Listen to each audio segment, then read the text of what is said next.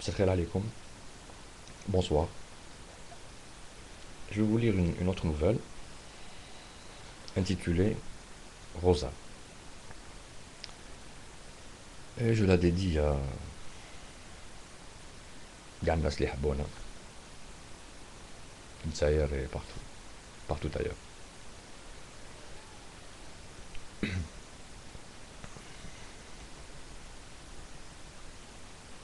L'unique fenêtre de la minuscule pièce où je loge donne sur une ruelle imprécise, réputée pour ses coins malfamés. La nuit, impossible de trouver le sommeil.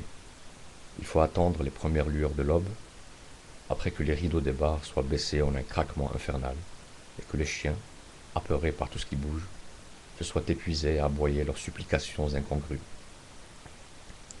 Là encore, les voix saccadées des mueddins qui se relaient tremblotent pendant une demi-heure avant de s'éteindre en de longs et profonds soupirs. Je m'étonnerai toujours de la diversité des bruits spécifiques à la nuit, des bas-fonds. Des quintes de toux des clochards tuberculeux se confondent au miaulement des chats qui se bagarrent à la possession d'une femelle de passage. Et au loin, les murmures des vagues balayant les rochers du port disent des chutes, indistincts, persuasifs. Encore un moment, et tout finit par se taire. Voilà plus d'un mois que Rosa est partie. J'ai gardé le mouchoir que je lui ai pris l'autre nuit à Talaguilov, dans cet hôtel au pied du Djurdjura. Le réceptionniste s'est courbé en deux. Ce n'est pas de l'obséquiosité, non. C'est toujours ainsi que ça se passe, quand on la voit pour la première fois. On ressent une douleur agréable à la poitrine. On est tenté de tout laisser tomber et de la suivre au bout du monde. Et comme elle sourit tout le temps, sourire pourtant triste, le regard profondément limpide, on se résigne, on n'ose pas aller plus loin. Premier étage, chambre 16, bafoua le réceptionniste. Le balcon donne sur une piscine vide. La neige recouvre l'étendue du regard. Rosa éparpille sa veste et son chandail sur la moquette, et se jette sur le grand lit. Nous avons fait le trajet Algetala en 4h30, à cause de la route glissante et des barrages de gendarmerie.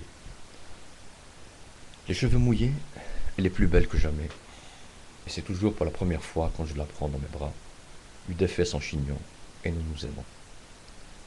Je comprends qu'elle puisse coller des complexes aux autres filles. Elles doivent se sentir moches, tordues, superficielles, en sa présence.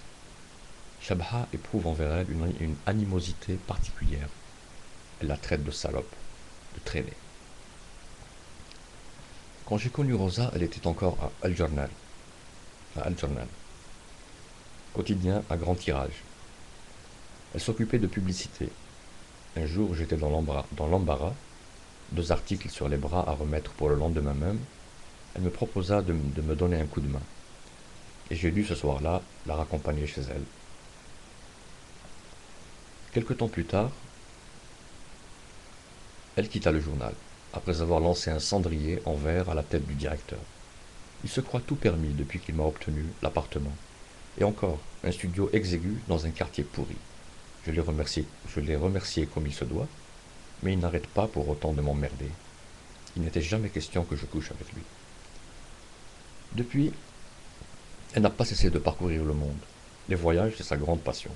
Aller plus loin, toujours plus loin. Je ne suis jamais resté sans nouvelles d'elle. Une fois, elle s'est absentée plus qu'elle ne l'avait envisagé. 5 semaines, je l'ai attendue au studio. Ramdan venait me rendre visite les week-ends qu'il pouvait. Il était en pleine période d'examen. Il me racontait ses études, et moi, le journal. Et on s'amusait à préparer le manger. La plupart du temps, des omelettes à l'oignon et au persil, et des spaghettis à la sauce tomate. Les autres jours, je réchauffais les plats qu'elle m'avait laissés au congélateur. À la fin de la guerre, il y eut une grave discorde au sein de la famille de Rosa. Son père, mort en maquis, sa mère voulait partir. La famille l'empêcha de prendre Rosa. On ne veut pas que la petite devienne Romia. Et la mère est partie.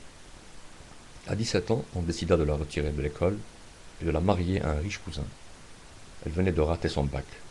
Elle a pleuré des nuits entières avant que sa résignation ne cède à une espèce d'excitation fébrile.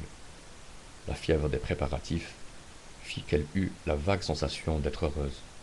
Ses tantes lui prodiguèrent les ultimes conseils, ceux que toute jeune vierge doit savoir par cœur.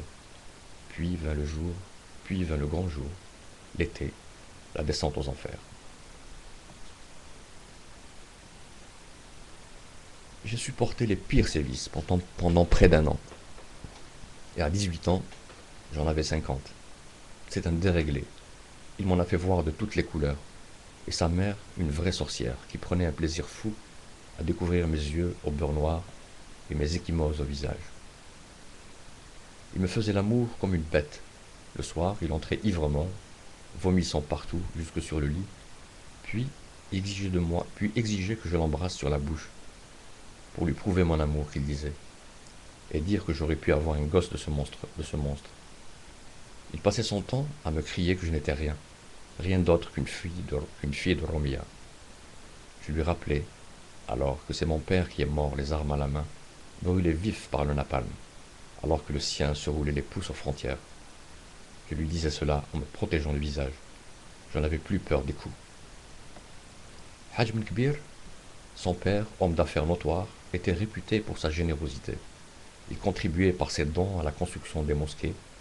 À la fin de la prière du vendredi, assailli par les mendiants de la commune, là encore, il se faisait le chantre de la charité. Il rentrait sa main droite dans la poche intérieure de son veston, sous sa gandoua immaculée. En sortait des pièces clinquantes, et sans compter, les distribuait à la foule indigente, qui généreusement l'inondait de ses bénédictions. Juste retour des choses, tous voyant en Hajj Ben Kbir le symbole vivant de l'homme pieux, que Dieu le bénisse, sauf moi bien entendu, qui savais que tout ceci n'était autre qu'une grande et vulgaire mascarade. Regardez ce visage illuminé par le sceau de la foi, qu'il disait, embelli par une barbe blanche méticuleusement entretenue. Ce visage n'était autre que celui d'un auguste escroc.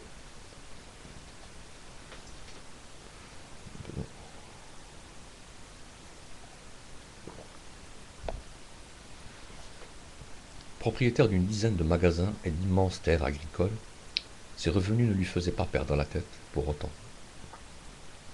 Il avait gardé en mémoire les affres de la disette des années 40. Il fit cependant 2 légers écarts au cours de mon séjour chez eux. Une Mercedes noire pour lui, et une blanche pour son fils, l'heureux unique héritier. Ce dernier en était particulièrement fier aussi de fier aussi de tenir un hôtel et un restaurant à lui tout seul. Son jeu favori était de me raconter l'histoire de la guerre alors qu'il me prenait. Il me donnait l'impression de faire là sa petite guerre contre les autres, contre le mauvais œil. Il érigeait en véritable héros les ralliés de la dernière minute, les dandys et les planqués, en fustigeant les purs et durs, les vrais gars. Il récitait très bien ses leçons. Ça ne devait pas être vraiment de sa faute. Lui, qui ne voyait pas plus loin que sa caisse enregistreuse, il se faisait l'écho de ses aînés, engraissé par ces temps de prospérité brouillonne. Orpheline, il me croyait incapable de songer à le quitter. Seulement voilà, comme je suis bien la fille de mon père, j'ai tout envoyé en l'air, et je me suis installé chez une amie étudiante qui habitait la cité universitaire de Bab el-Karma. J'ai entamé une procédure de divorce, et j'ai attendu. J'ai fait la nurse à mi-temps chez une enseignante à la fac. Elle me payait 3000 dinars par mois. Heureusement que j'avais quelques bijoux sur moi. La banque m'en a donné la coquette somme de 4 millions. Mon avocat ne faisait pas de crédit. Il me répétait que les affaires de divorce durent généralement longtemps. Moi, je voulais en terminer au plus vite. Entre-temps, l'ami qui m'hébergeait eut de sérieux problèmes à cause de moi. J'avais refusé des avances d'un des patrons de l'administration. Ils se sont alors souvenus d'une clause du règlement interdisant l'accès à la cité universitaire aux personnes étrangères. J'ai attendu quelques jours et me suis présenté à nouveau chez mon avocat. Il m'a demandé de l'argent et m'a conseillé de ne pas perdre patience. Il suffit que le mari accepte qu'il m'a lancé. Je lui ai envoyé mon sac sur la